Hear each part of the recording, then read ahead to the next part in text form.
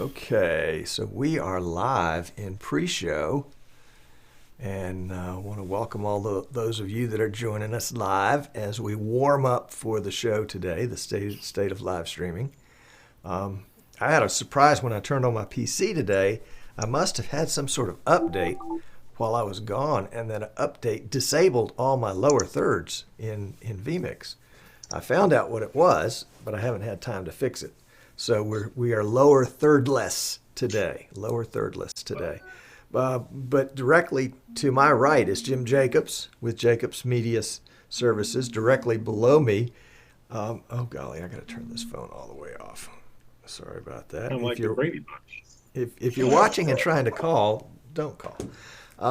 Directly below me is Ray Taluski with the Pulling Radio Network. To his right is Michael Graves with ZipDX. To his right is Gerald Griffith with voiceover and VO Atlanta. And then perhaps joining us is Brandon Adams with Thomas & Thomas Media, Wiregrass Sports. Excuse me.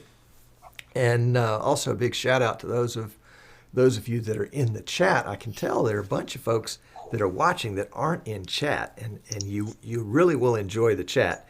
If you'll go to easternshorebroadcasting.com, you can get in on the chat. And that's where Martin S. is, and Bill, and Giles, and Todd, and Jerome, and Kenny, and Martin K. And why do I say Martin K? Because there's always more than one Martin. And Timothy, and Rudy, Peter, Guillaume, Tess, Dave, Andrew, Charlie, Dave, Guest 716, and Rich. Welcome. And it was Dave Edwards and then Dave from the West Coast. So glad to have you guys there. Appreciate your sympathies and messages. It's really been a blessing to me to have so many folks reach out. My dad was a real special man, and it's a great thing. It's a great thing that he's moved on. He's dancing and playing ball and doing whatever you do in heaven.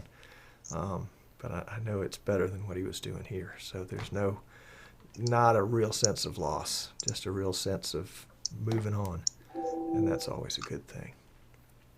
So today, in approximately 3 minutes and 58 seconds, we're going to start a show talking about the state of live streaming. If you guys have got some thoughts there in chat, we'd love to have you join in and share your thoughts on the state of live streaming. We'll probably start out with the typical bell curve of product adoption and use that kind of as a basis for where we might be in the state of live streaming. But I've got a thought that I think might surprise you. Well, it probably wouldn't surprise you. Anyway, so if you're watching us now live on Facebook, or let's get the Periscope stream started here. And you say, Tom, you don't sound good. Well, I'm recovering from the flu, but I just couldn't bear to let a show day go by and not tap in. I mean, this gives me energy for the rest of the week. Yeah, there we go. We got the Periscope stream. So if you're watching on Periscope, YouTube directly, or Facebook, come on over to easternshorebroadcasting.com and you can get in on the chat. There are about 20 people in chat, but there are 30 people watching on YouTube. And Facebook has got, golly, who knows. And I'm getting a message from Paul Richards at PTZ Optics about the ETA on the NDI update. And it looks like they've got all the technical issues worked out. Now they're just apparently just now negotiating the final price. And then another message that I need to answer for you. So there we go. So let's see how many folks are watching us now. Quite a few on Facebook. Okay, Facebook folks, have at it. Come on over and join us. We won't be answering comments there until afterwards. Glad to have you, though. So let's see. We'll keep Brandon's chair open as long as we can. Tess says, from PTZ Optics, she says, any day now. That's what they keep telling him. So any day now, the NDI update will be released.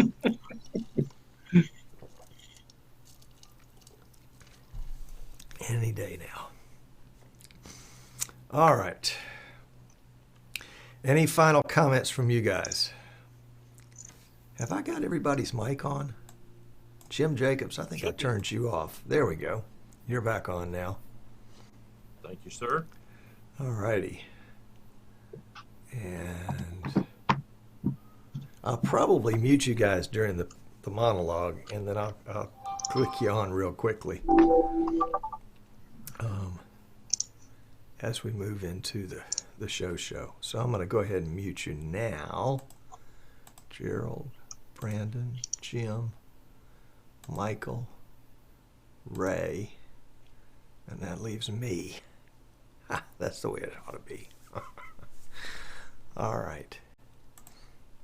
So we will go to the jaws of death. Let's do it. Let's see if it'll work. Okay.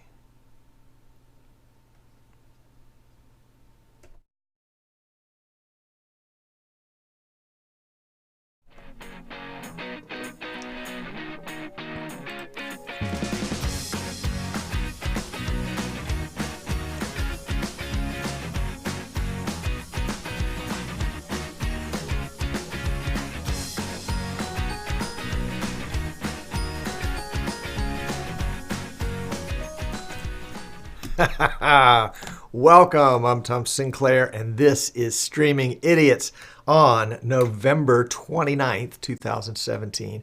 Why do I mention the date? Well, because today is going to be a unique show. It's one that we don't do very often.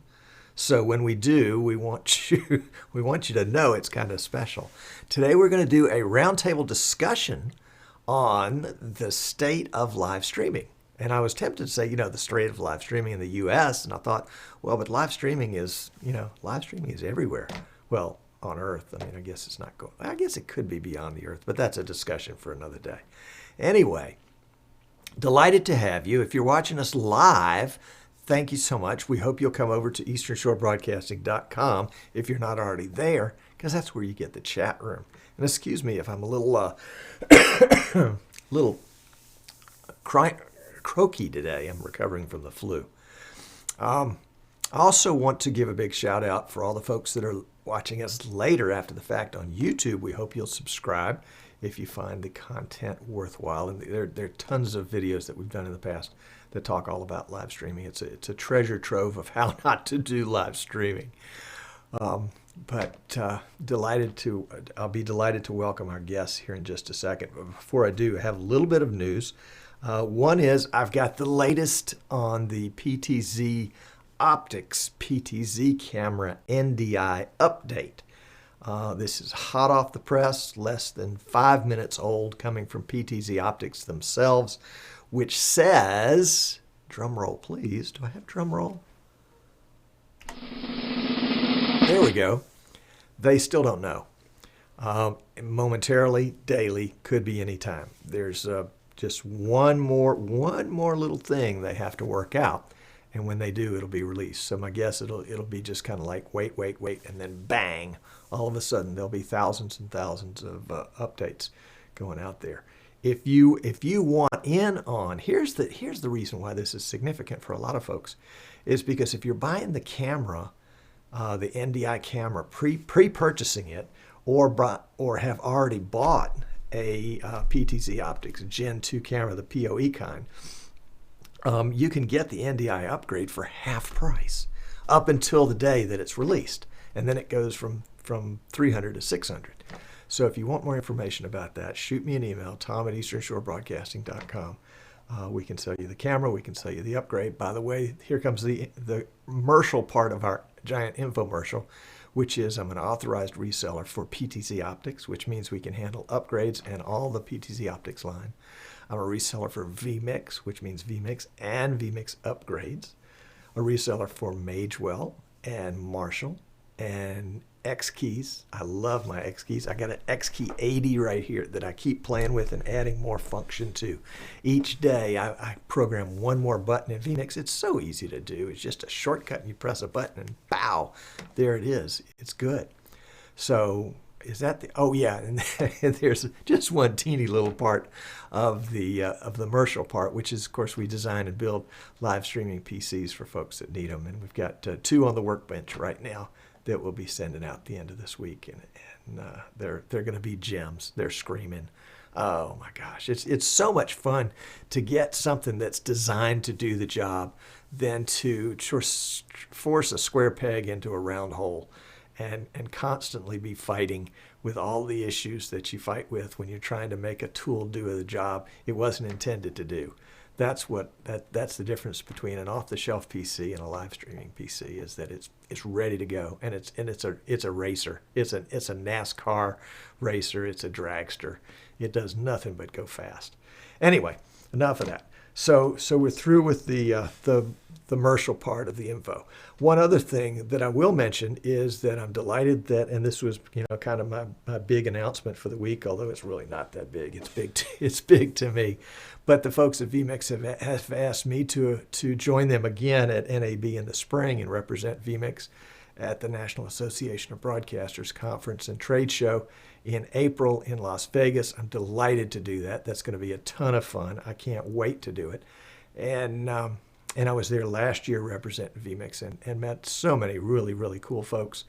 And look forward to that again this year. So if you're planning to go to Las Vegas to the NAB convention, you want to make sure that you include Tuesday as one of your stayover days, because Tuesday evening we're going to do a Streaming Idiots meetup. And so that will be folks from all over, could be all over the world, coming to NAB and coming to the meetup Tuesday night. We had a wonderful reception last year with all sorts of goodies and giveaways, and it was just a ton of fun. So put that on your calendar for 2018. If you don't go anywhere else in 2018, you want to go there. Let's see. I've just got a note from the folks at PTC Optics. It says, if you can check your email live, I just sent you something special you can share.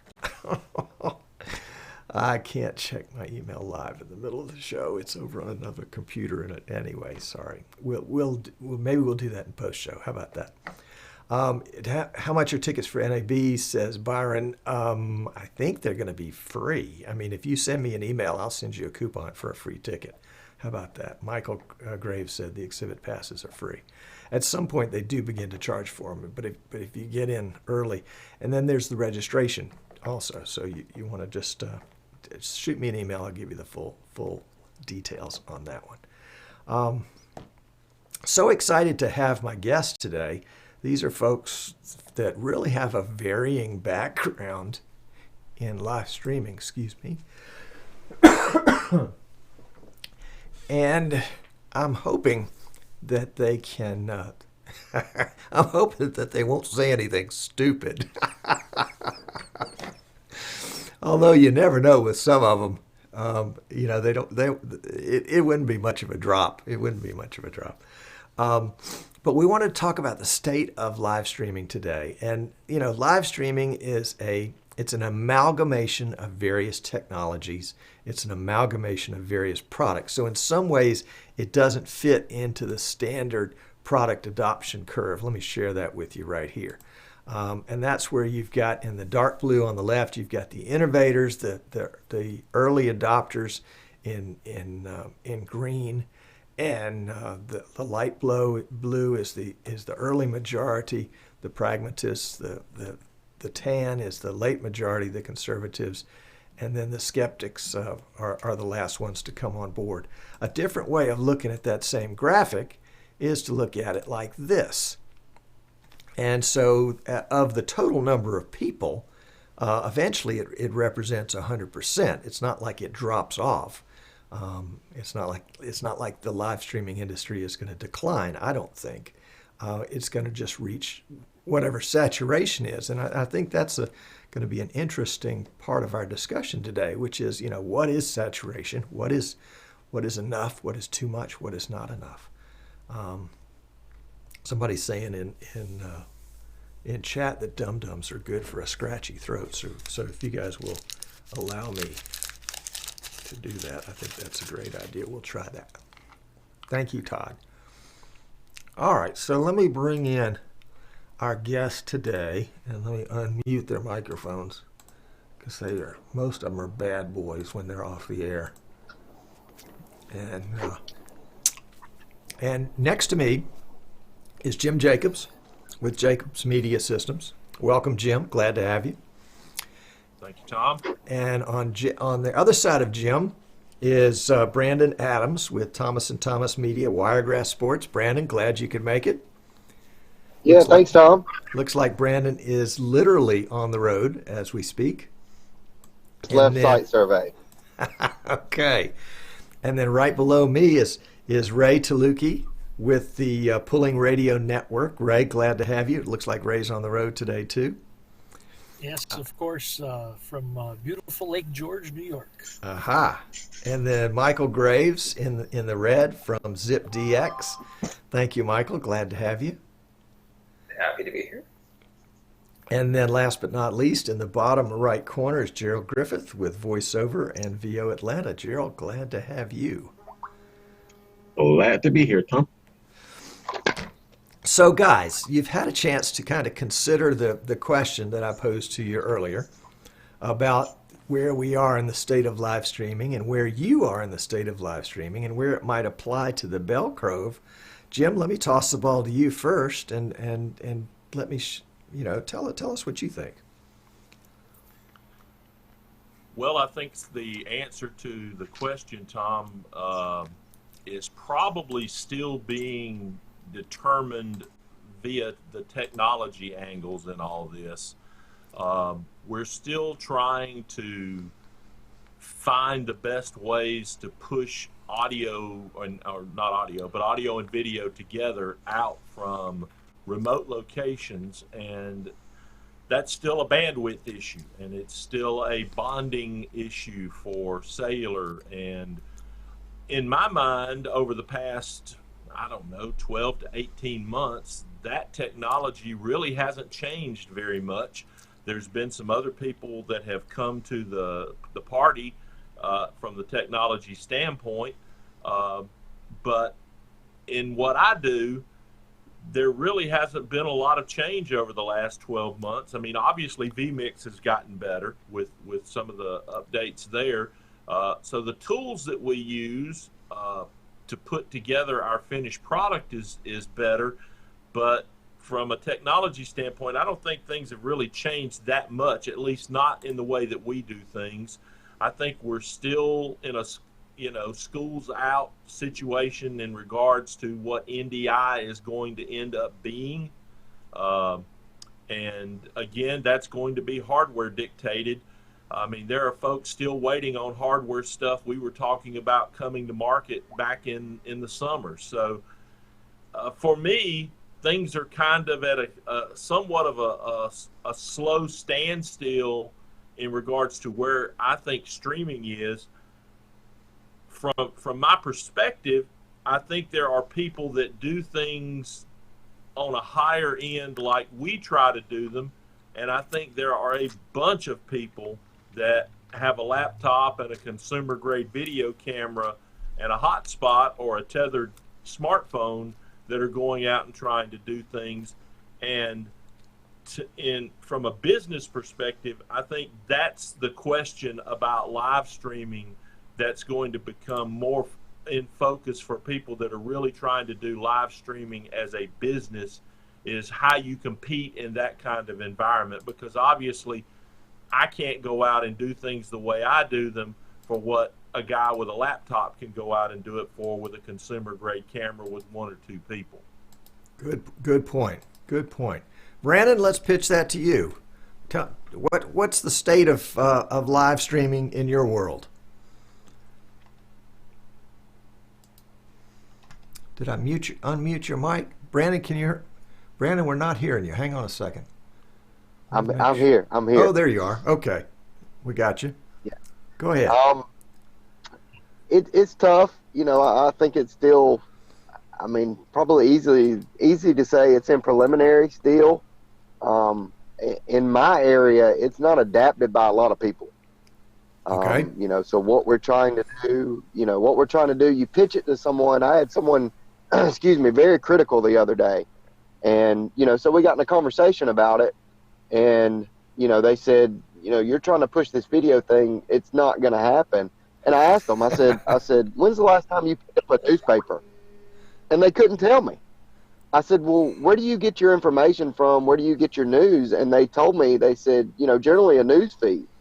And, I didn't go in detail whether it be Facebook or blogs that they, subscribe to. But I asked them, I said about 75, 80% of those news feeds that you subscribe to, that you look at, I said, what do you see on there? And it was like a light bulb went off. They said, it's a video. I said, exactly. I said, and that's what we're aiming for. And the other thing that we struggle with the most is, we go to a customer and we're pitching the idea or trying to get an event, and they said, well, we can just take a staffer and use their cell phone. So, in 50 to 150 words, Tom, how could you describe, what every guy on this screen does to a customer who says, well, I'll just use my cell phone? Right. It's impossible. You can't. There's so much more that could be added, not even counting the quality that could be better. Good point. But I still think, there's a lot of growth that's going to happen in the live streaming. In the businesses, in the industry as a whole. My goal is, okay, it's new to the area we're in. Not a lot of people are wanting it. What can we get our hand in to get established and, build this great portfolio and show people what we can do so that when our area catches up with the rest of the country and it's wanted, hey, we're the go-to guys. Right. Head of the curve. Yep. Mm-hmm. Good comments. Good comments. Ray, what's going up there in the northern area of the world? Well, it's kind of interesting. There's many of us that are involved in the Pulling Radio Network. Like we talked in a pre-show, we have guys in Utah, guys in Michigan, guys in Kentucky. We have crews scattered all over the place. And just like Brandon was saying, when we go and pitch this to, promoters and, fair boards and stuff like that to get the knowledge and get the product out to the masses, well, we can just have somebody do it with a cell phone. It's just not the same. Fans are not going to sit there and watch a moving phone that's bouncing up and down with very low quality video and low quality audio for any length of time. Yeah, they may bump in and say, oh, yeah, I saw it, and turn it off and go on to the next thing. Where somebody like a crew like Jim has, they're going out, there's they're setting up the tripod, it's got the fiber, it's there's a whole big piece that goes to it. Are we still in the infancy stage? I think we are. Motorsports wise, sports wise, the niche part of the business, and just like Jim said, past 12 or 18 months, everything else has come up. We have great audio, we have great microphones, the capabilities of software and processing of laptops and desktops are amazing. Where do we lack? Getting it out to the masses, getting it out on a Wi-Fi, getting it out via broadband. We've tried some devices. We've been very successful with the devices that we've tried. They're not inexpensive.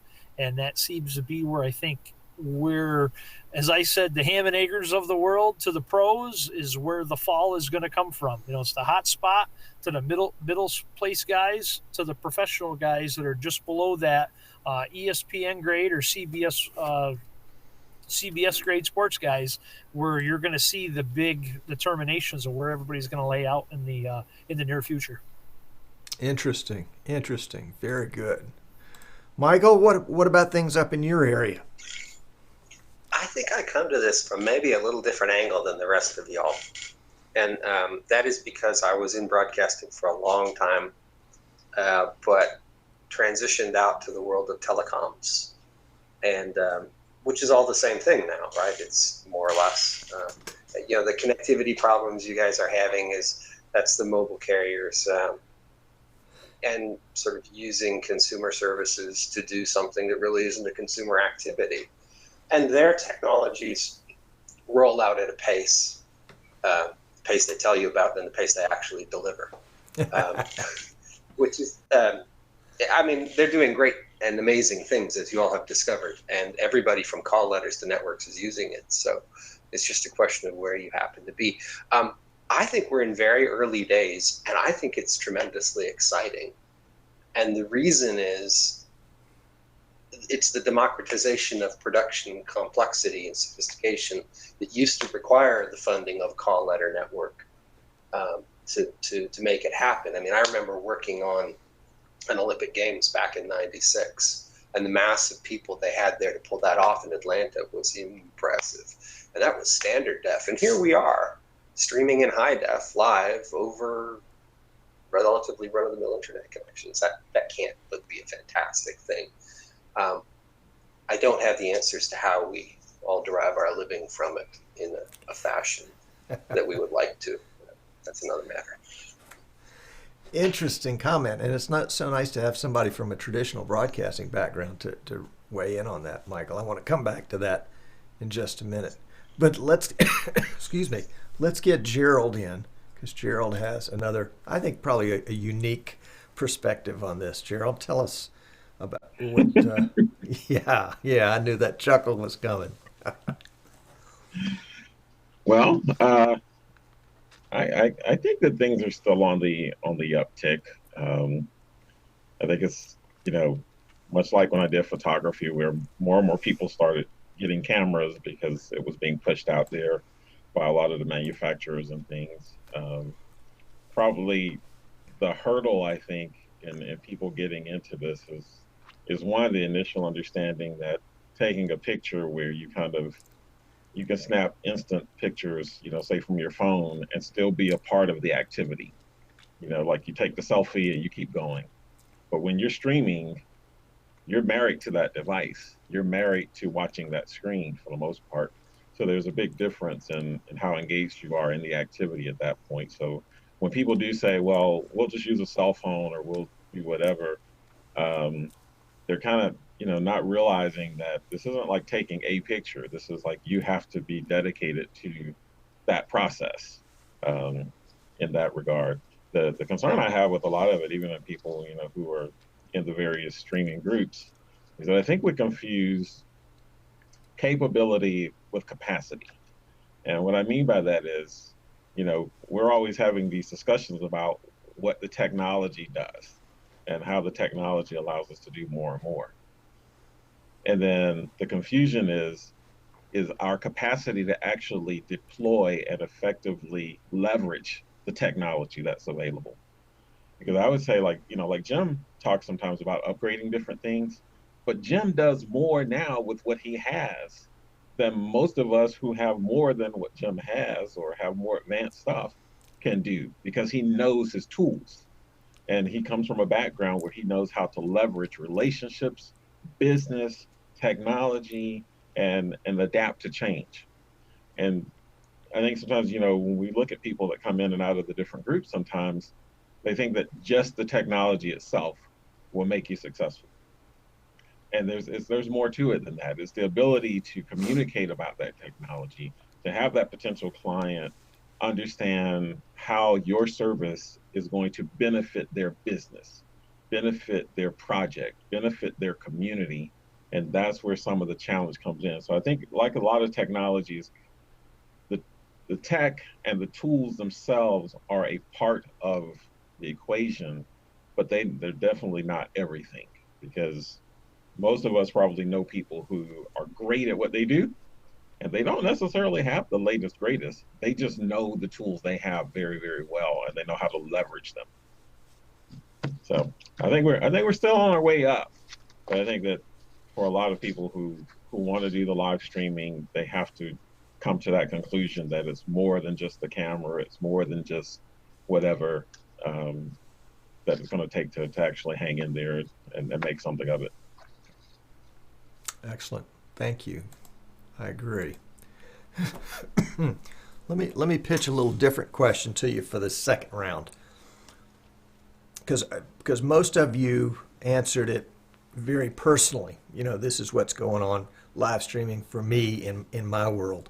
as a live streaming producer.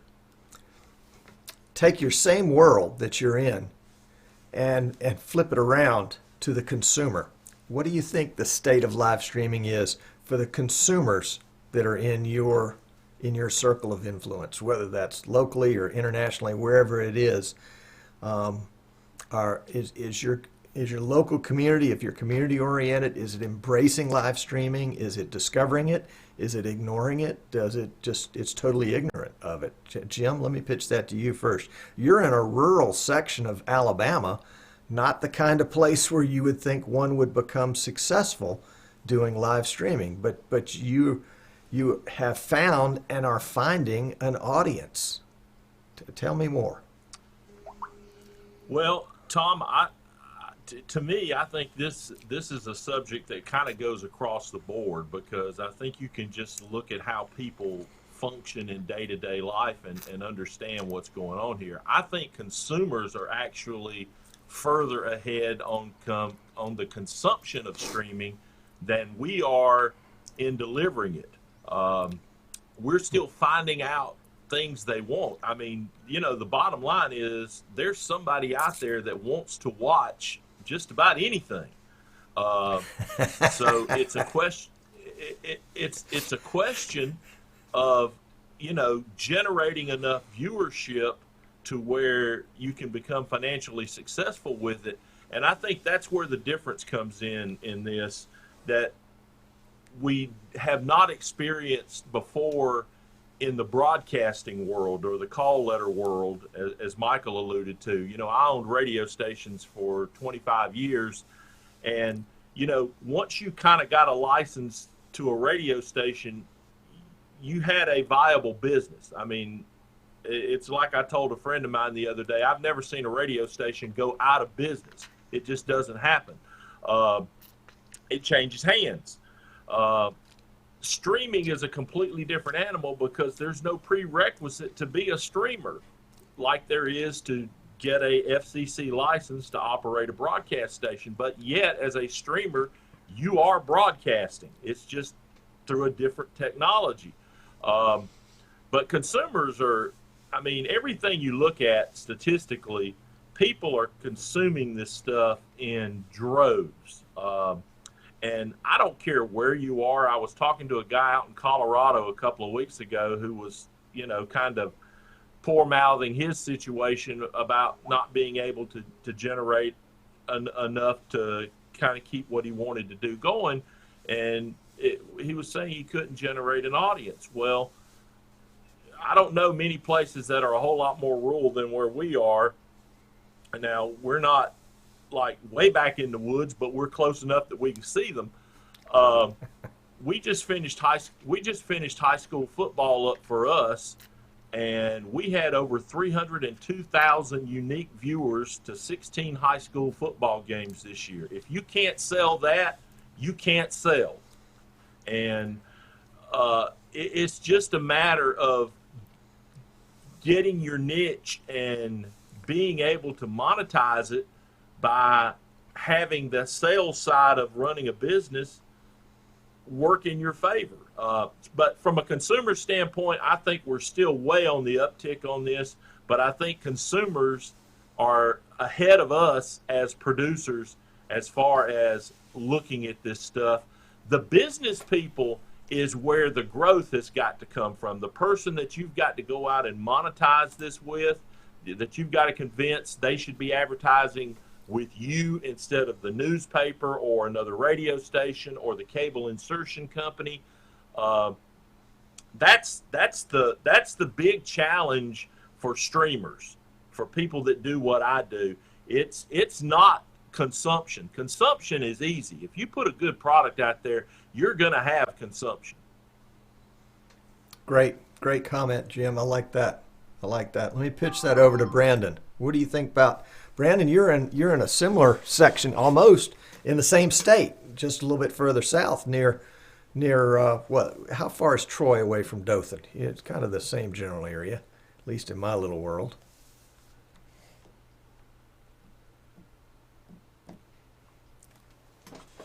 I don't think Brandon's moving. Hopefully he's okay. We'll We'll let him try to come back, and we'll pitch it down to Ray. Ray? Well, I think a big thing with it, Tom, and just like Jim said, once you get more people, you're putting out a good product, people are going to come to expect it. Again, I think a lot of the people who watch, the fans of what we've done, and we get a lot of feedback. What's nice about it is that everybody involved in a Pulling Radio Network are announcers. They're promoters. They're hearing summer pullers. They're hearing the feedback from the fans and the pullers, not only the promoters. So we're seeing more of it come back to us, so we know where to go in the future, and to able to increase the production scale of it, and able to put out better product, get larger in some cases, and put out more of it. I just think that the wave right now, it's going video. Everybody wants to see it. Everybody wants to watch something, and there's just so much of it out there that has yet to be captured, to be put out to the masses. And just like Jim has stated, and I've listened to everything we've said, and we've tried to take the same approach to it with what we're doing, is going out and selling it to that mom and pop that's local, and saying, this is how we're getting X amount of people to see your product. They're watching it, and they're intent, they're fans of it, they're into it, and they're going to see your product or your service time in and time out again throughout the entire production of it. So I think the better that we put product out, the more the fans and the people who are watching it are going to appreciate it and going to continue to stay with it. Interesting. Thank you, Ray. Michael, chime in with your perspective. Now, I am not engaged in sports, which is perhaps a big difference. But what I am seeing is more pertaining to events and conferences and such. And Good. What we're seeing is we're getting to the point now where there can be some fairly pricey conferences, technical conferences and things like that, although they're not always that way. There can be some very pricey places where you might travel and go and meet and network and do all these good things. And people are starting to expect, particularly for the keynotes, but sometimes for the sessions as well, that they have access to a live stream. Sometimes it's free and sometimes it's pay-per-view. But if the conference is worth a hoot, people are expecting it now. And what's really being sort of downplayed is recording the conferences and then putting them online after the fact. That's getting a bit of a bad reputation because Really? Seeing it 6 months later is not like seeing it now. Seeing it now is definitely better. Interesting. That's funny, because things like this kind of show, while I'm thrilled with the 300 or 400 folks that we get watched live, it's not uncommon for that number to skyrocket to 1,000 or 2,000 or 3,000 over time. It doesn't mean that folks are watching it all the way through, but the value of the broadcast tends to be long term, whereas the live, in this particular instance, the live is good but not great. Now in Jim's instance, live football is probably 90% of the views he's ever going to get. Jim, wouldn't that be the case for you?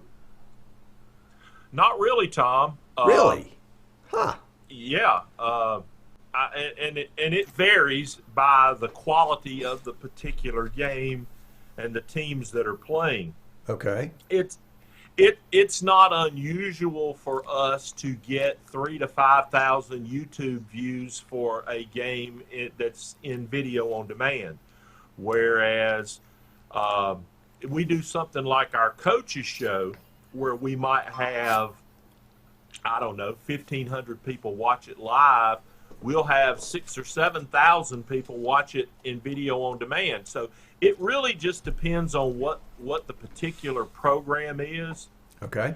And I think that, unlike Michael, and I think I do good work. I've never had anybody call me and ask me, can I do a conference for them?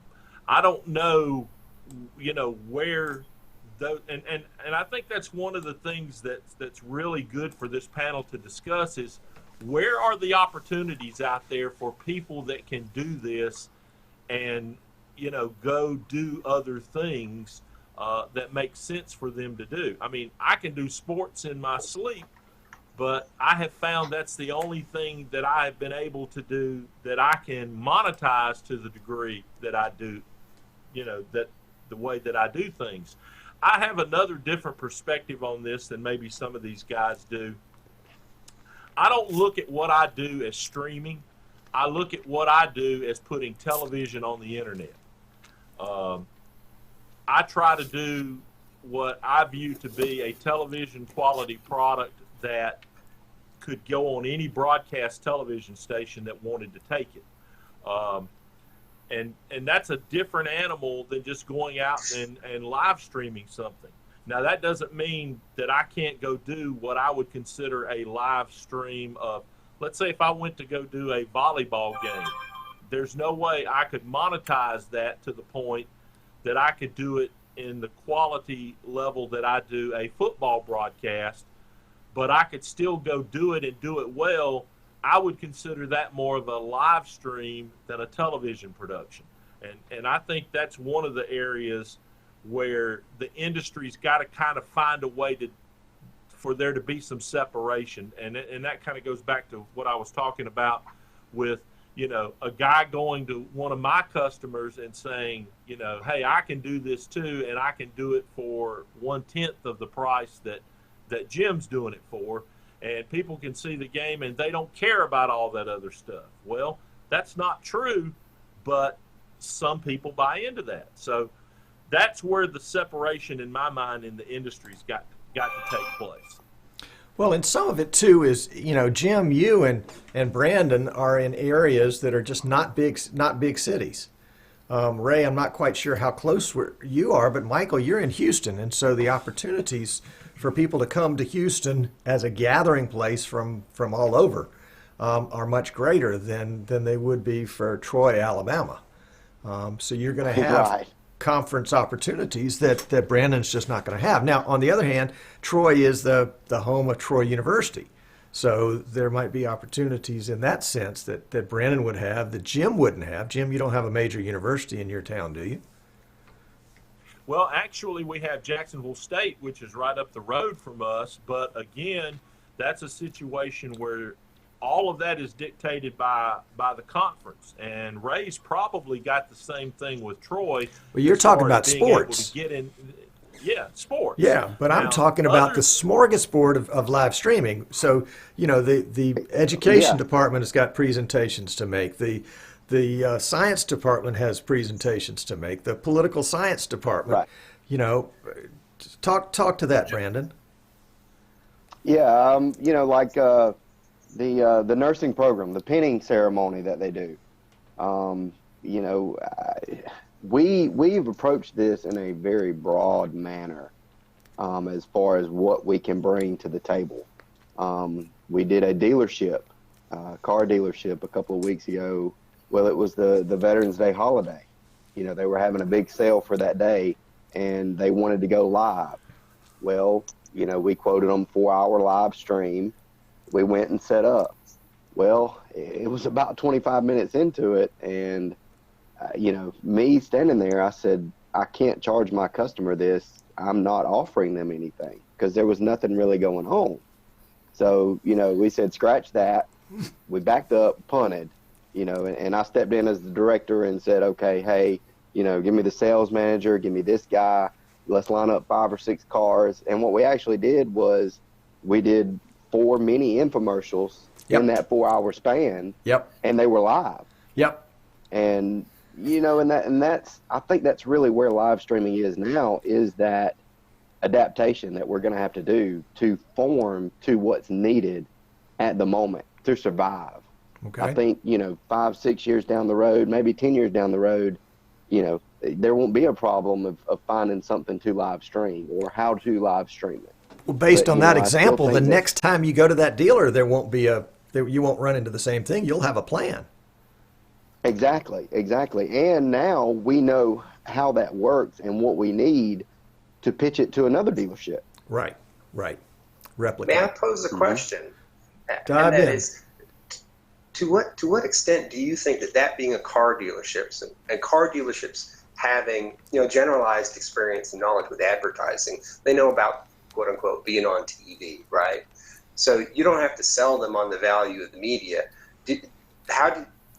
Would you cross sell them into not being on the air and being essentially on the wire, as it were? Not being on the air, being online, I don't think I quite understood you. Well, did you find it easier to sell them a live video streaming project on the internet because they already understood advertising, as opposed to walking into some place that had never done a commercial before? Right. The hitting, they knew, commercials and infomercials they're familiar with. We didn't approach it that way as a pitch to sell it that way.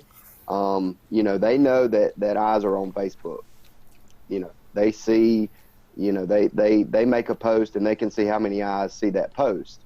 So them knowing that knowledge, and then we say, hey, we'll do a 4-hour stream. They said, oh, well, over that amount of time, they estimated this is how many eyes could be on it. As far as what would happen and everything, it really wasn't discussed prior. I assumed that they would have someone to take care of that.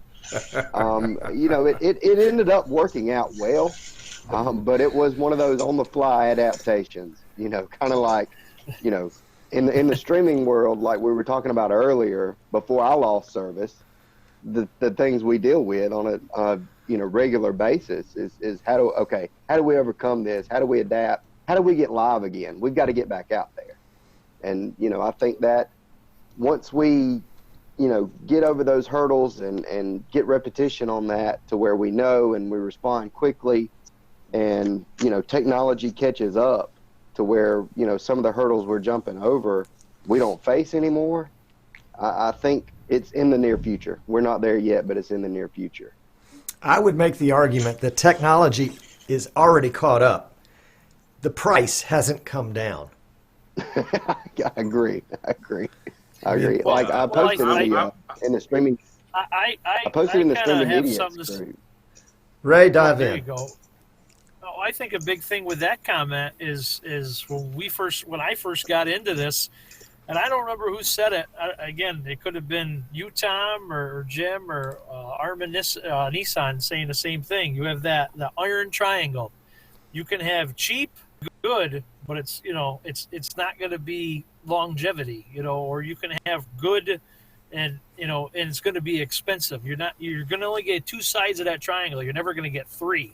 To put out quality stuff, I think you do have to spend a little bit of money to get the little bit better quality stuff. We've gone through that. We used to buy cheap, inexpensive RCA cables to run 200 foot. We've gotten away from that. Now we've started to look at the wireless product, that speeds up the time. All right. If we're there for an 8-hour, 6-hour session and this when you're doing sports, that time you still got to pay the guys, your crew set up. You got to pay them travel. You still got to feed them, So now it's instead of just a 4-hour event, we're there for 6, and drive time. So if we can shrink all that down, that makes it more profitable at the end of the day. But to go off of what Brandon's saying and what Mike is too, there's so many other avenues. Geez, I never thought of the car dealership thing. When we went to the largest ag expo in history last year, we went and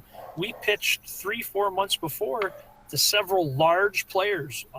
One of the 4 big tractor manufacturers sat in their booth every day, talked to fans, talked to pullers, and then we did the small infomercials with that product. We went over some greatest product professionals there, and we did very well. Not only did we get a check at the end, but it also showed other sponsors, people that we have approached, one of the big 4 at what they're doing, maybe we need to do it. And the same thing with the other promoters that, we're going and saying, hey, buy our service, put your event on the web. This is how you can grow your event. They looked at it too and said, okay, if one of them big 4 that we've always chased get us sponsorship or advertising dollars for have joined their fold and got on board of the streaming bandwagon, we need to look at it too. So there is a ton of stuff out there. Again, somebody in the chat, creativity is the mother of all invention. And I think creativity in the streaming world is where it needs to be. You can make your own paycheck if you put the time and effort to it. You just got to be creative. You got to just put yourself up and say, this is what I want to do today. And I love Jim's comment. And Jim, I'm going to tell the boys, and I know a lot of them are watching, we put TV quality stuff on the internet, and that's what we need to do. And that's where we got to put that target. Excellent. Tom, can I kind of put a period on this? Yep. Let's wrap it up, Jim. Okay. I think if I were starting over today, the greatest single opportunity I see out there for someone wanting to get in the streaming business is to go to business owners and help them get a video presence on Facebook. I think that is the greatest single video streaming opportunity that exists today. Absolutely. Today. That's Absolutely. right. Today. Today. Absolutely. Because it's incredible what's happened with people watching stuff on Facebook. That's only going to get bigger as Facebook itself jumps into buying rights to events and creates their own unique programming like we've seen HBO and Showtime and some of these others do. Facebook's doing that right now. They are becoming basically a video network. So you're going to, like the car dealership, anybody that has a car dealership today that doesn't have some kind of camera and streaming set up and using it almost on a daily basis is missing the boat. And all a person needs to do is have the ability to go out and talk to business people and show them the Facebook angle. And it's a no-brainer because almost everybody knows what Facebook is nowadays. It's not like you've got to educate that business person about Facebook. They know. Got it. Jim, thank you for that. Gentlemen, I can't tell you how much I appreciate you guys taking time to pop in today and share your opinions. I got a lot out of it. I hope those of you watching at home did. We're gonna cut the show here, but we'll continue in post-show. So those of you that are watching us live and are in the chat room, if you have any questions for any of these guys, that will be the time to do it. So, gents, let's see.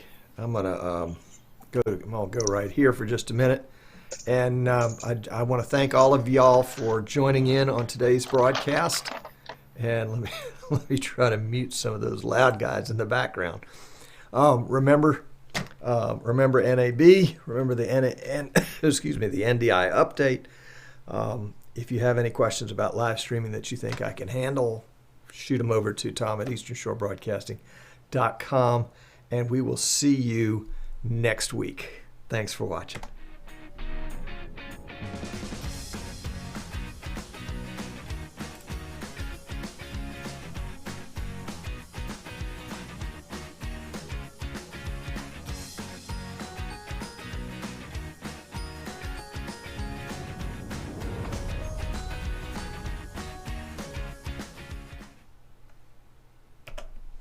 And we are out. Let me get you guys turned back on here. That's a wrap. It's a wrap. That's right. We are done. Put it in the can. Or as we like to say on Friday nights, fade to black. Fade to black. That's right. There we go. Fixed my microphone. Ugh. Great discussion, gentlemen. Thank you so much. I'm sorry Gerald wasn't able to stay the whole time, but I knew he had to go. And I love the comment. I don't know whether it was Gerald. I think it was Gerald that made it about knowing how to use your tools. That you don't have to buy every tricky piece of technology in the world to produce a good broadcast. I mean, Ray, you've been through how many different kinds of cameras? We've gone through 2 or 3 different versions, just in us in the North Country. Yep. And then finally just settled on, all right, this is what we're going to buy, and we're buying the same thing across the board for everybody now. There you So go. it's just, as we grow, that's what we're going to be able to put out. So it's like VMix. It's the same way. We're going to all our guys are going to use one thing, one style C, one type of software, one type of microphone, type of mixer. So if there's a problem anywheres, any one of us can handle it. Right. Good point. All right, we've got a question in the chat room for you, Brandon. The live stream for the car dealer, how did you get an audience for that? Where was it broadcast, and who watched, and how did they know to watch?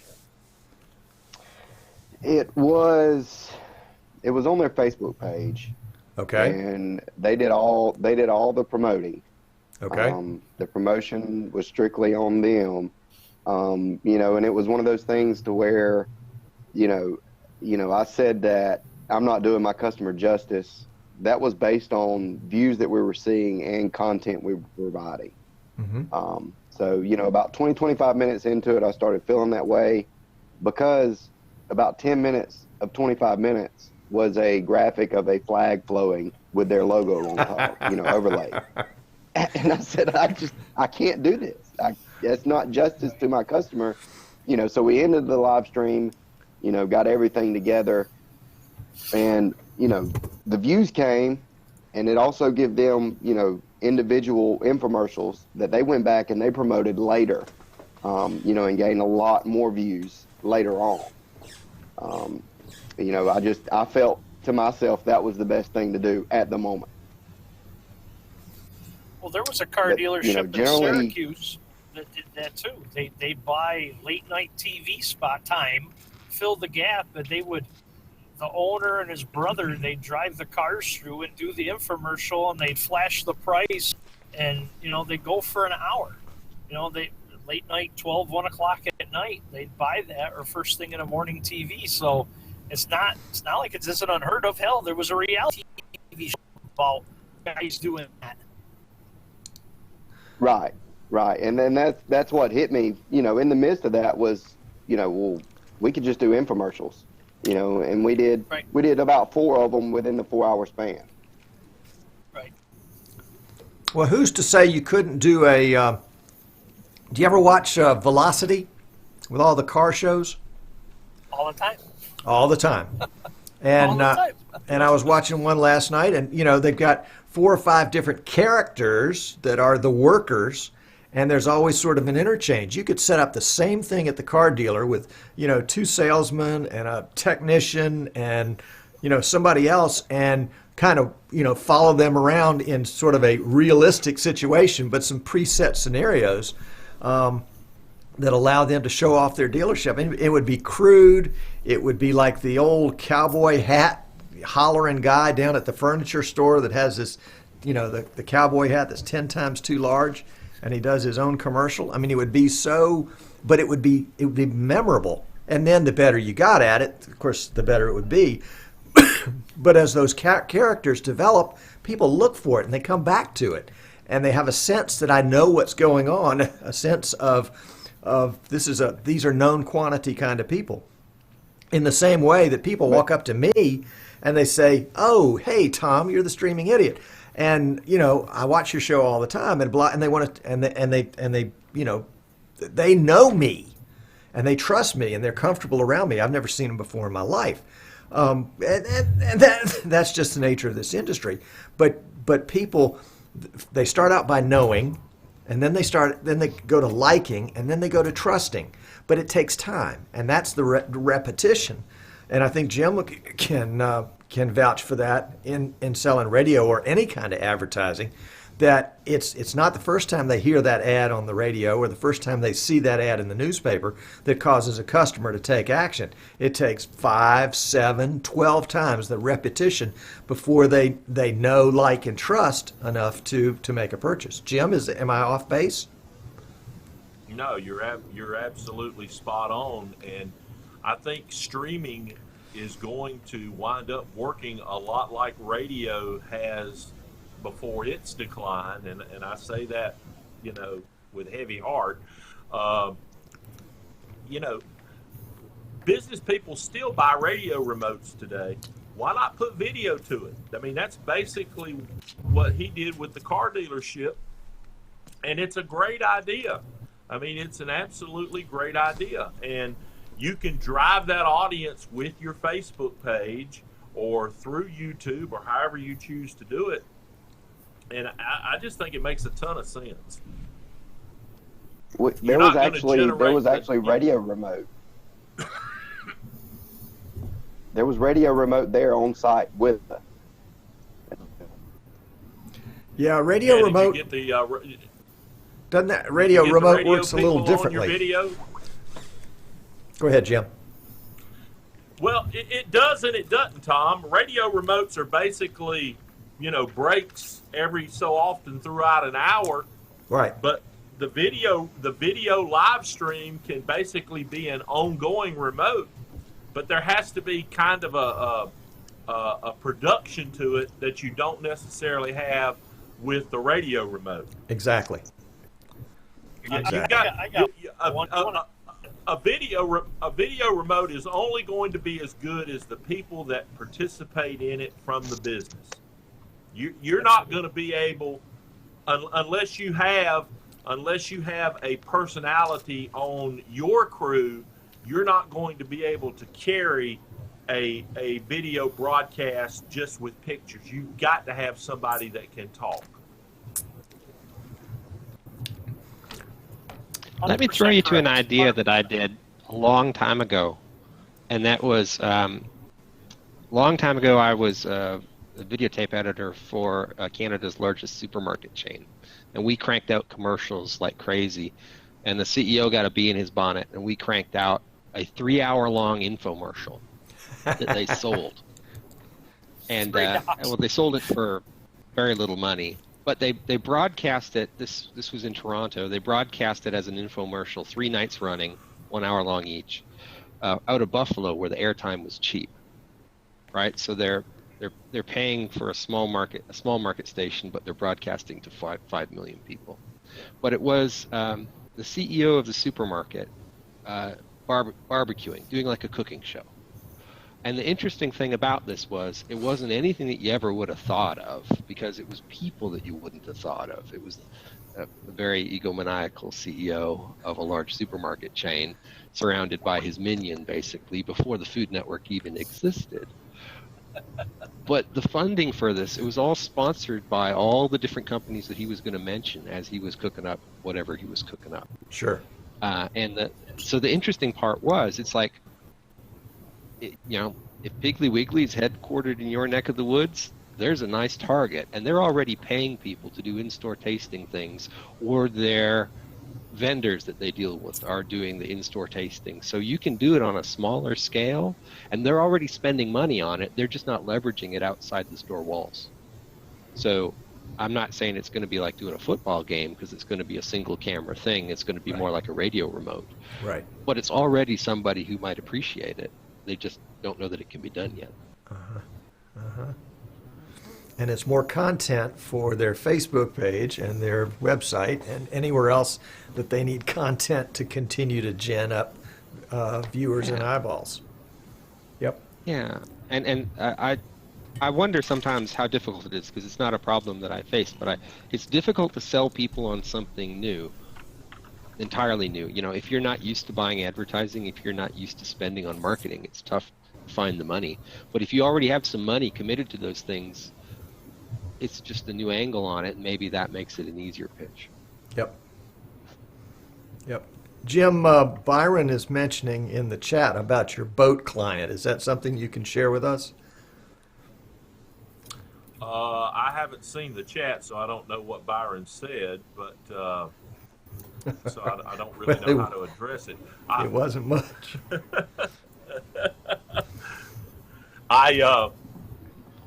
Gosh, I don't know what he's talking about. That's all right. We'll move on. All right. Amnon Nissan, and we'll see who can be the first one. And I tell you what, whichever one of these four guys gets the answer right, they'll get a free vMix mouse pad. How about that? Actually, I think I'm going to give my answer. I'm already going to give all you guys one for being on the show today. I appreciate you so much. It looks like Amnon is struggling with his question, but that's okay. If you're just joining us, you've missed the whole show. We're in post show right now, and we would invite you to come over to easternshorebroadcasting.com because that is indeed where you can see the chat. And yeah, there you go, easternshorebroadcasting.com. And you can get in on the questions and answers that are going on with the folks that are there now. I should Tom, like to can point I, out. can I say this something would about be- tools? Tools, Jim, yes, go. Yes. Well, one of the things that Gerald mentioned was using the tools that you already have.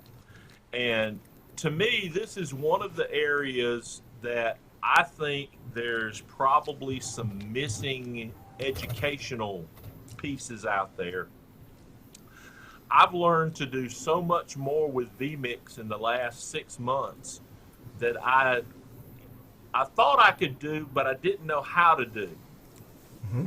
And it primarily centers around using triggers on different inputs Mm-hmm. to make things happen in the order in which you want them to happen. So instead of pressing 6 or 7 buttons when you're doing something like a replay with a graphic popping up and an overlay flying through and all that kind of stuff, you push one button to make it happen, and it happens the same way every time. Right. So that, to me, that's the one area where I think we've gotten better, is we've learned to use vMix at what I would call an advanced level to make things happen throughout our telecast that are so much easier to do. For instance, when we first got into vMix 2 years ago, we had a replay system and a master production system that we used to do all of our stuff. Well, now I produce everything on one system. I run the replay and everything, and it's made the quality of our broadcast better because of the ability to get vMix to do certain things we wanted it to do. So, an advanced or a master's class on vMix, I think, is an opportunity for someone like Tom to help people elevate their quality of their productions. Well, thank you, Jim. We are working that direction. I agree. I agree. We've started our intro to live streaming class that will conclude before Christmas. We'll do that again in January, and then we'll add an intermediate class, and then we'll begin to add specialty classes as the needs arise. And, you say a master's class. Well, there's so much to master. Yes. And there's so many different ways to combine the tools to accomplish different purposes. It's really exciting, and for those of us that like puzzles, it's just like a puzzle. I just have to find all the pieces connect, because I know they'll connect. The problem is sometimes they'll connect more than one way, and then there's a good way and a best way, and then there's a crappy way, and I generally start with the crappy way and kind of move through. Well, it takes a while to think through some of these things. They're so intertwined and complex, but once you get it set, it's there, and you don't have to worry about it anymore. It just works. Yep. I think Amnon asked his question in chat, and a lot of people piled on and gave him the answer he was needed. He was looking for, he's using that new VST3 option in vMix where he can install a plug-in to stop noise, and he wanted to know where he could monitor that to see if it was working. Obviously, he couldn't monitor it at his mixer, and so folks pointed out where he could tell vMix to direct the audio to the speaker port on his PC by assigning the headphones to the speaker port in Windows. Anyway, that was not a good explanation of the answer, but that's the bottom line. Well, guys, let's wrap this up. I sure do appreciate y'all taking the time to come on today. You've really been lifesavers, and I think it's been a really incredibly good discussion. So maybe we can pick this up and do this again sometime, or not. That's okay Just too. up the road. As long as we can take it on the road, it's the only way. That's right. That's right. All right, guys. I will catch you later. Thanks, Thank guys. you, Tom. Bye-bye, y'all. Tom. Bye, Happy guys. holidays, everybody. Thank you, Jim. You too, Jim. Thank you, guys. Okay, as we say goodbye to all those guys and mute all their mics, I want to say a special word. Thank you so much for tuning in today. As you can tell, I'm still recovering from the flu. Also had my dad die over the weekend. A guy that I loved very much, was the best man at my wedding, and a huge part of my life, as you can well imagine. He'll be deeply missed. The last several years, he was, just had Parkinson's and just didn't do well. Lost the ability to speak and respond, and they were not quality years for him. So I won't say we're delighted, but in some ways we're very, very relieved that he has died, and we know that he has gone to be the one place that he's always longed to be, which is in heaven, with his heavenly Father and with his Savior, the Lord Jesus Christ. And so I take great joy in that, knowing that he is celebrating now with all the other saints and with the rest of his family that was there before he was. The funeral that will be this weekend, I appreciate the mention that so many of you have made on Facebook. If you do get a chance to read his obituary, it's a good one, and it just skims the surface. He was a great guy, and I'm very fortunate to be his son. So thank you for tuning in today, and I will see you next week. And we got to cut to close. There we go.